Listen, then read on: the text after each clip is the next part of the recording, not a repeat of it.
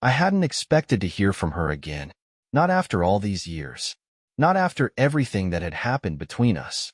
When I saw the name, Sarah, light up on my phone, my stomach dropped. I don't know why, but I hesitated before even unlocking the screen.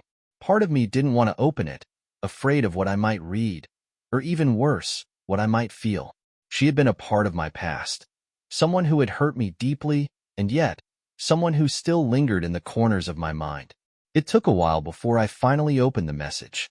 It was simple enough. Hey, it's been a long time. I hope you're doing well. My finger hovered over the keyboard for what felt like an eternity. There was so much I could say, but nothing that felt right. I read the message again.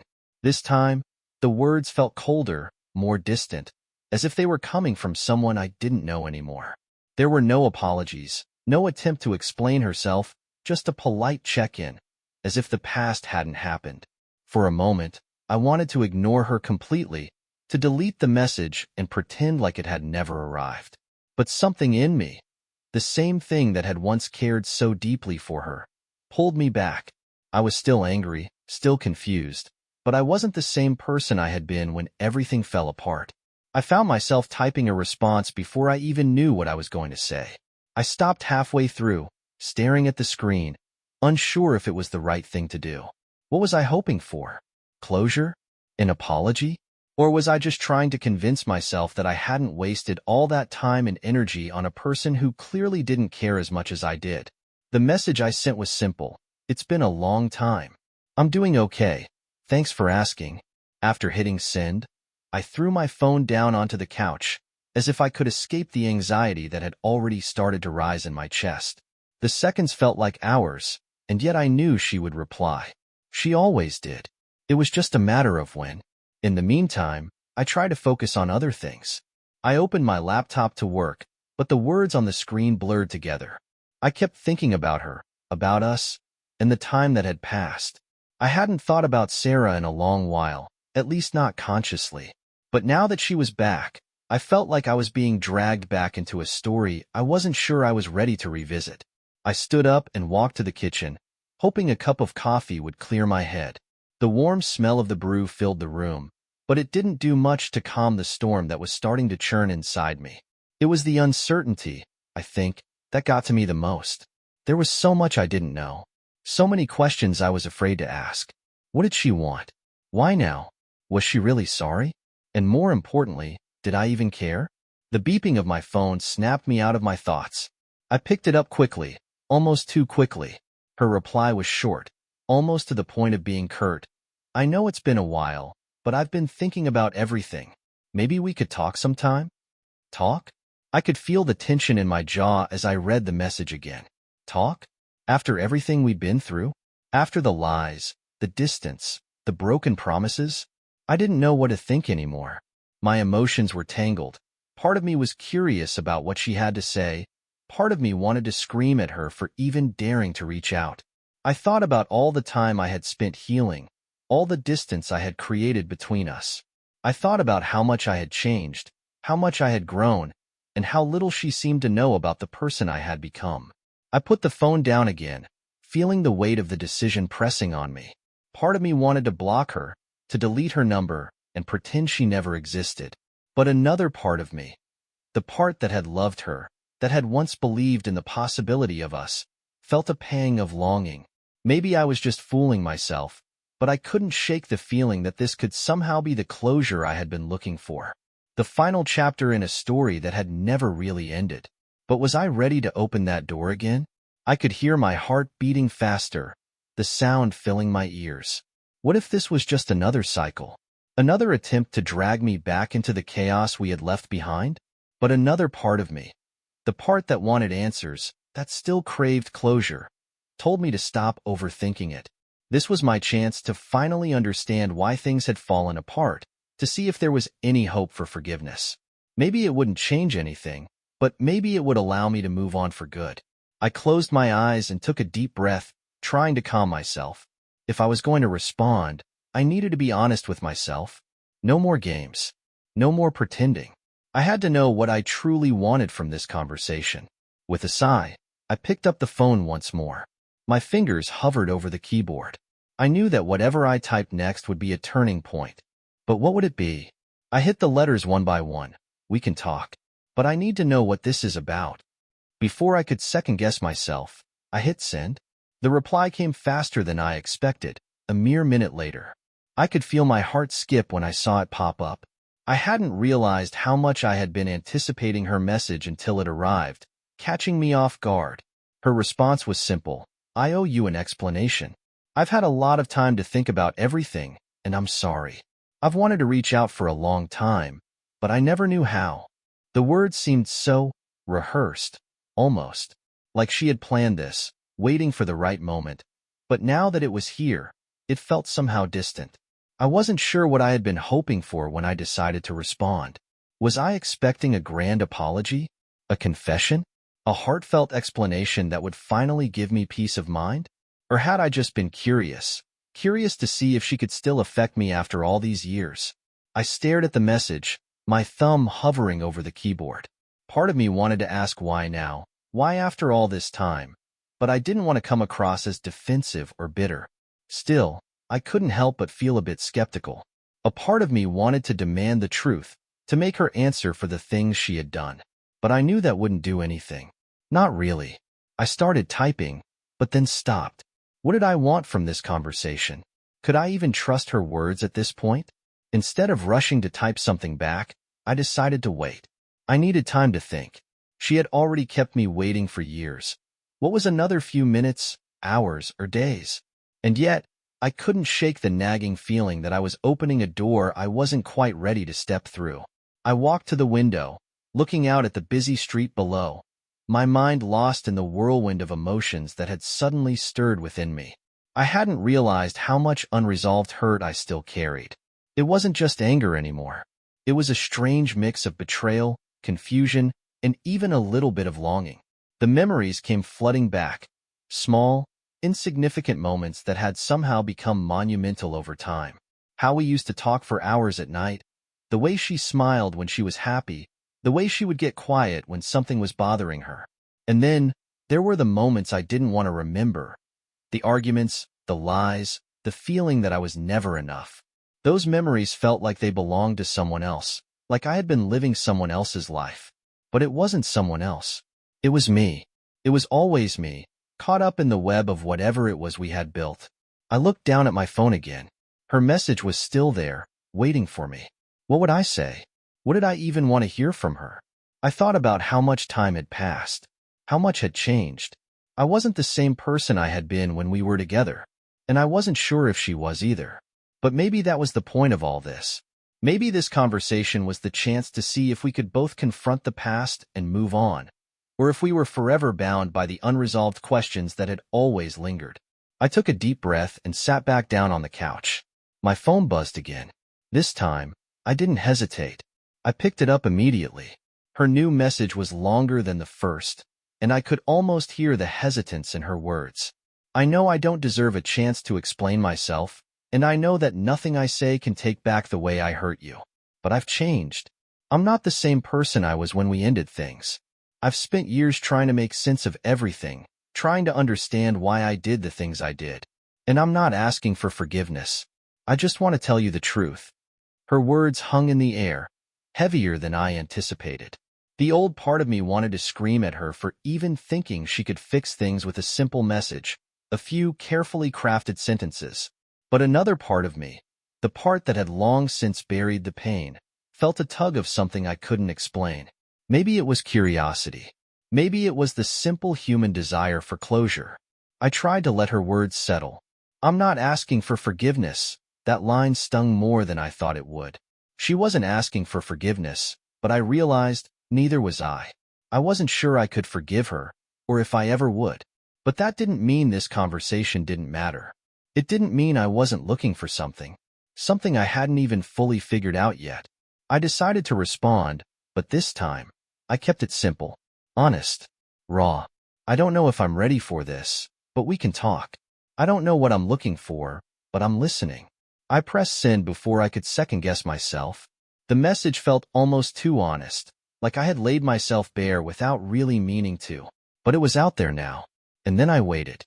The reply came much quicker than I expected, just minutes after I sent mine. I could feel my pulse quicken as I glanced at my phone. She didn't waste any time. The message was simple, straightforward, but the weight of it was hard to ignore. I don't expect you to understand everything, it began, but I want you to know that it wasn't ever about you. It was about me, and how lost I was, how messed up I still am sometimes. I didn't have the right words then, and I don't think I do now, but I'm trying. I want to be real with you. I sat there for a moment, reading it over and over, the words sinking in slowly. She was trying. I knew that.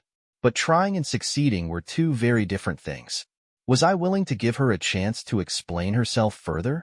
Was I even capable of listening to her without it feeling like she was just trying to ease her guilt? I ran my hand through my hair and sighed, the frustration building up again. I hadn't even expected this kind of message. A part of me wanted to shut it down immediately, tell her that I wasn't interested in hearing more of her excuses. But another part of me, the part that wanted answers, wanted to understand, held me back. I didn't want to admit it, but I was torn. Every part of me screamed that I should just walk away. But that old part of me, the one that used to believe in us, wanted to keep reading, to keep engaging. I couldn't just let this conversation slip through my fingers without trying to at least make sense of it. I typed back slowly, trying to keep my emotions in check. I'm not sure what you want me to say. I don't know if I believe everything you're telling me, but I'm here. I'm listening. Just, no more games. If you want to tell me the truth, do it. Don't hold back. I hit send and set my phone down, stepping away from the screen. It was hard to keep from overthinking, but I forced myself to breathe, to stop the mind from racing too far ahead. For a moment, there was no response.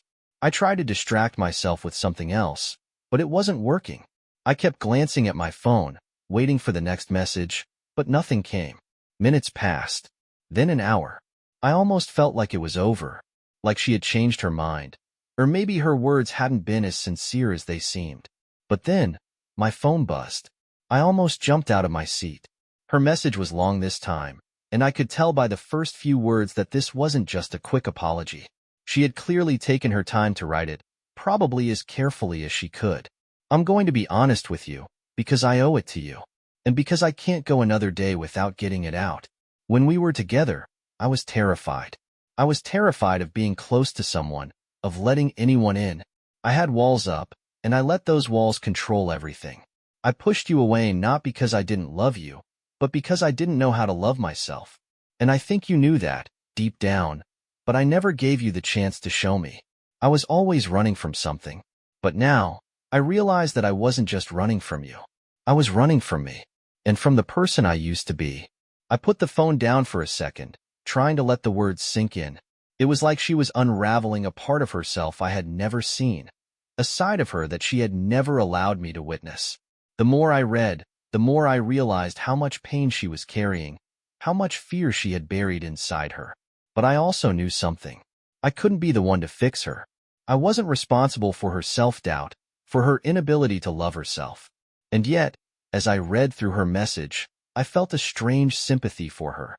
A part of me understood what she was saying, not because I agreed with all of it, but because I could see how lost she had been. Maybe I had been lost, too. There was a long pause before I typed anything back.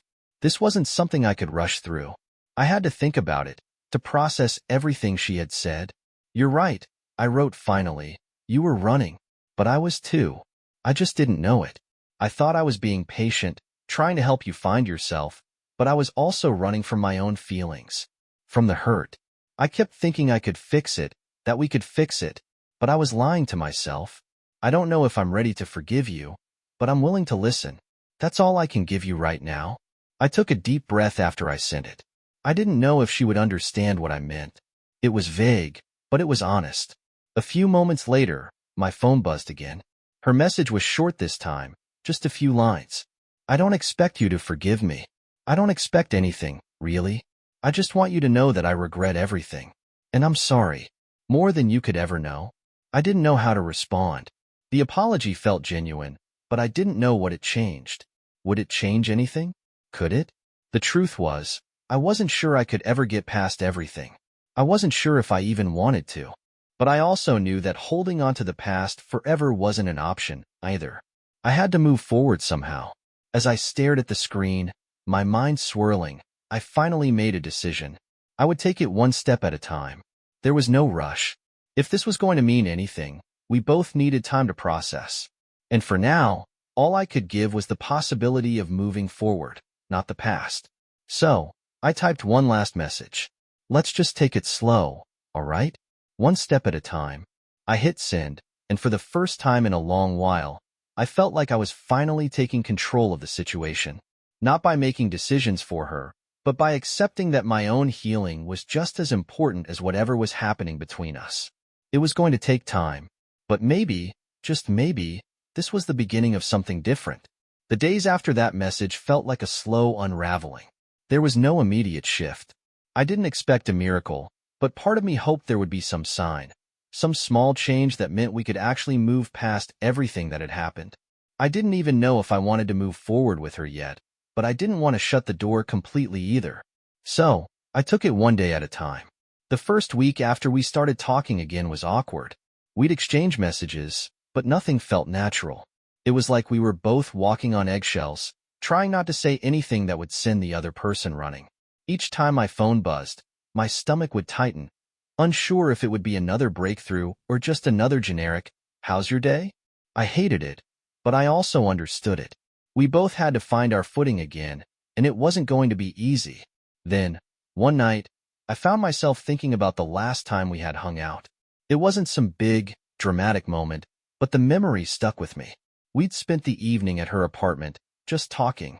Something simple, nothing too deep, but still more connected than I'd felt in a long time. We talked about books, music, things that didn't matter in the grand scheme of our relationship, but felt like they did in that moment. We laughed at each other's stupid jokes, the kind of laughter that only came when we were genuinely comfortable with each other. It felt like a glimpse of what we had lost, something that seemed almost impossible to get back. But there was that small spark of hope. I thought, maybe, just maybe, we could still find that. But reality had a way of reminding me that we were far from where we had been. Her messages still had an edge to them. It was as if she was treading carefully, almost as if she feared my response, even after everything we'd been through. She'd say things like, "I miss you," but follow it up with a, "But I'm giving you space," or, "I'm not trying to rush things." It felt like she was waiting for me to give her permission to feel the way she did, as though I had some say in how she navigated her own emotions. I didn't know how to tell her that I wasn't in a position to give anything right now, that I needed to find my own clarity before I could even think about anything more than a simple conversation. The turning point came a few days after I sent her that last message about taking things slow. I was on my way to meet some friends for drinks when my phone buzzed.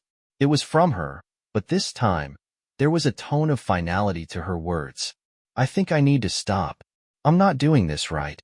I can't keep waiting for you to be ready for something you might not want. It's not fair to either of us. I'm sorry, I don't want to drag this out. I hope you find whatever it is you're looking for." I stared at the message for a long time, the weight of her words sinking in. It was as if all the air had been sucked out of the room. I wasn't sure if I felt relief, anger, or sadness. It was a combination of all three, swirling in my chest. I couldn't blame her for feeling that way. I knew I hadn't been giving her what she needed, and in a way, I was afraid I couldn't give it to her even if I tried.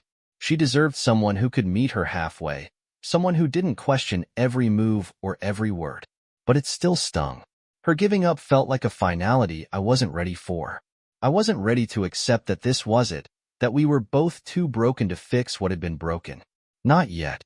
I knew I had to respond, but I didn't want to say the wrong thing. I didn't want to tell her that I was still processing, still figuring things out, because that felt like an excuse. I didn't want to admit that maybe I was just as lost as she was. Instead, I wrote back something simple. "I'm sorry for not being there for you when you needed me. I get it. I think I needed to hear you say this. But I don't want to let go of the possibility that we can figure this out. Maybe not now, but maybe in the future. If you still want that." I hesitated before I hit send. It wasn't perfect. It wasn't even close to perfect. But it was honest. It was me trying, even though I didn't know what I was trying for. The message sat there for a few moments, the dots bouncing back and forth as if she was debating her reply. Then, just like that, My phone buzzed again. I couldn't bring myself to look at it right away. I needed a minute. When I finally did, it was simple. A sentence, but it was enough. I don't know what the future holds. But for now, I think we both need to figure things out on our own. I closed the conversation after that. It wasn't a dramatic ending. It wasn't a grand gesture or a tearful goodbye. It was two people who had loved each other, two people who had lost something they couldn't get back, but maybe, just maybe, could rebuild in time. I didn't know what the future held. I didn't know if we'd ever be anything more than a memory. But I realized something important. The future didn't matter. What mattered was that I was finally facing the truth, facing myself, and for the first time in a long while, I was okay with that. I put my phone down and went to meet my friends. The weight in my chest hadn't lifted completely, but it didn't feel as heavy either. Maybe I was finally ready to take control of my own life again. The days after that message passed slowly, like each moment was a deliberate stretch of time that allowed me to catch my breath. I didn't know what to do with myself. I went back to the usual routine. Work, hanging out with friends, staying busy, but something felt different now. There was this undercurrent of uncertainty that followed me around, like a shadow I couldn't shake. I kept wondering if I'd made the right decision in not chasing after her, but then I'd remember her words. She needed space, and I wasn't sure I could give her what she wanted even if I tried. The hardest part was not reaching out. Every impulse in me wanted to send a text, just to check in, to see if she was doing okay. I'd imagine scenarios where I could convince her that I was ready, that I could do better. But every time I picked up my phone, I'd remind myself that this wasn't just about her. It was about me too. About figuring out what I really wanted, and if I was ready to give it. Then, on a Friday night, I ran into her. I was at a bar with a few friends, and when I looked up, there she was, standing by the bar, her back turned toward me. My heart skipped a beat. It wasn't a dramatic moment. There was no music playing or slow-motion camera angles. It was just her, standing there, wearing a jacket that looked familiar, looking just as beautiful as I remembered. I wanted to walk away, to pretend I hadn't seen her, but my legs felt like they were made of stone. I couldn't move. I didn't know what to do. I hadn't expected to see her. The last time we'd spoken, it was clear that things were over. We'd left things unsaid, but I was trying to accept it. Now, seeing her here, in front of me, was like that feeling of a book left unfinished. She turned then, catching my eye. For a second, neither of us said anything. The noise of the bar faded out as our gazes locked. It wasn't awkward, but it wasn't comfortable either. It was just real. Like both of us were aware of the distance between us and the things we hadn't said. "Hey," she said, breaking the silence, her voice soft but steady. "Hey," I replied, unable to stop the nervous smile that crept across my face. She looked at me for a long moment, like she was weighing whether or not to say something else. Finally, she took a step toward me. "You look good," she said. "How have you been?" I swallowed, surprised at how normal the conversation felt despite everything that had happened. "I've been all right. Just figuring things out, you know?" She nodded, her eyes flickering with a mix of sadness and understanding. "Yeah, same here." The small talk felt like a lifeline. Neither of us was ready to dive into anything deep, but just talking to her again, hearing her voice, made something inside me stir. I didn't want to overthink it, but a part of me hoped that maybe this wasn't the end. We spent the next few minutes exchanging pleasantries. It wasn't a long conversation, but it was enough to remind me that there was still something between us. When she finally stepped back to join her friends, she gave me a quick smile, one that held a lot of unsaid things in it. "Take care," she said, then turned and walked away. I watched her for a moment, my heart aching in a way I didn't expect. It wasn't just about the past. It was about what could have been and what might still be, even if I didn't know how to get there yet. Later that night, as I sat with my friends, I couldn't stop thinking about that brief exchange. It was nothing spectacular, but there was something there, something that felt like a beginning and an end all at once. I couldn't shake the feeling that this wasn't the final chapter of our story, not yet. It wasn't about pushing for anything, but about giving each other the time and space we needed to figure out who we were, separate from each other. Maybe it was just the first step toward a new version of us. Maybe not. But as the night wore on and I laughed with my friends, I couldn't help but feel a little lighter. For the first time in weeks, I was okay with the uncertainty. It wasn't about the answers right now. It was about being okay with not knowing what came next. The next few weeks were quiet. We didn't text much, but we checked in every so often.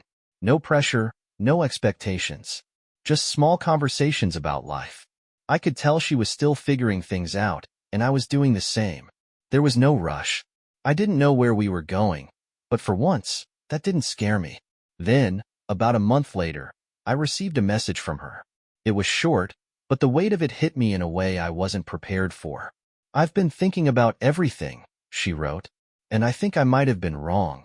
I don't know what the future holds, but I'm open to figuring it out if you are." My heart skipped a beat. I wasn't sure what to feel, but there was something in those words, something that felt like a door opening again. Maybe this was the chance I'd been waiting for. Or maybe it was just another step toward the closure we both needed. Either way, I knew I was ready to find out. I sat there for a moment, staring at her message, my heart pounding in my chest. It was simple, but somehow it felt like everything had shifted. I had no idea what figuring it out meant for her, or what it would look like for us, but the words themselves carried a weight that was impossible to ignore. My mind raced with possibilities, where we could go from here, what it meant to take that first step. But I knew deep down that I couldn't overthink it. I had to let whatever was supposed to happen unfold naturally. I took a deep breath and typed out my response. I didn't want to sound too eager, but I didn't want to hold back either. "I'm glad to hear that," I wrote.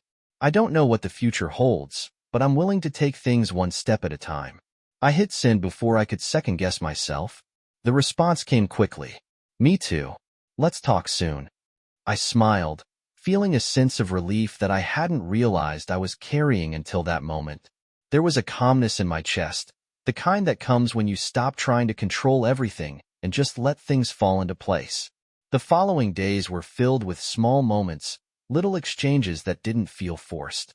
We talked about how things had been going in our lives. Nothing monumental, just the usual catch-up stuff. It felt easy, almost like picking up where we left off, but with a new sense of respect for each other's space.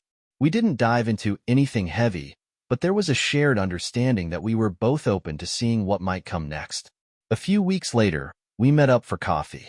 It was casual, just two people sitting across from each other, catching up like we hadn't spent months apart. But there was an underlying tension, a sense that we both knew we were walking a fine line between the past and the future. "How's work?" she asked, stirring her coffee absent-mindedly, her eyes not quite meeting mine. "It's been good. Busy, but that's usual. How about you?" She looked up at me then, a small smile tugging at her lips. "Same. I've been thinking a lot, about everything. About us." I nodded slowly, trying to keep my emotions in check. "Me too." She leaned back in her chair, looking thoughtful. "I know we didn't exactly end things on the best note, and I'm sorry for that. But I've realized that I wasn't really ready to let go. I think I was just scared." My heart skipped a beat. I didn't expect her to say that. I hadn't even fully realized how much I wanted to hear it until the words were out there. It wasn't a grand confession, but it was real, and for me, that was enough. "I get it," I said quietly. "I wasn't ready either. And maybe that's why we needed the time apart." She nodded, her gaze softening. "I think so too. I think we both needed time to figure things out, to grow on our own. But I also think I want to try again, if you're open to it." My stomach fluttered at her words.